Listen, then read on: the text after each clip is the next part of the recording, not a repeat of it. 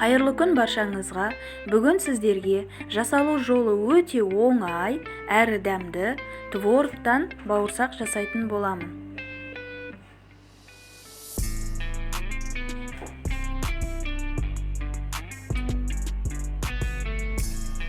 Үлкен ыдысымызға творогымызды салып, үстінен жұмыртқамызды жарып саламыз. Және де оның үстінен айранымызды құйып, шекерімізді саламыз.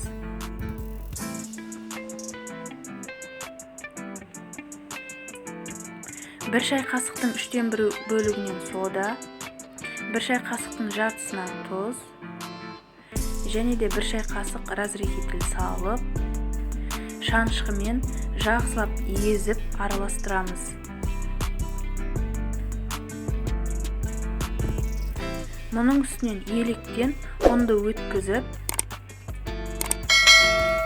қамырымызды дайындаймыз.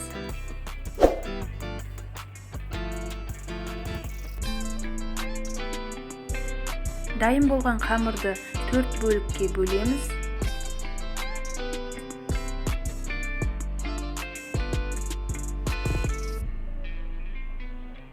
Және оны қолмен осылай домалақ етіп,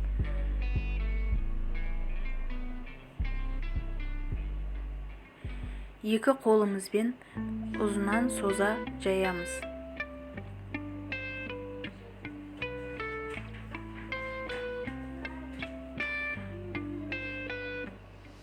Осылай пышақпен бөліп, қызып тұрған майға салып пісіреміз.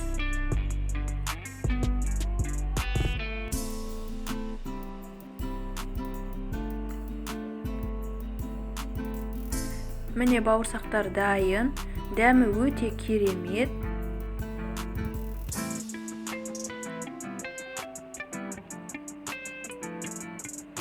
Астарыңыз дәмді болсын.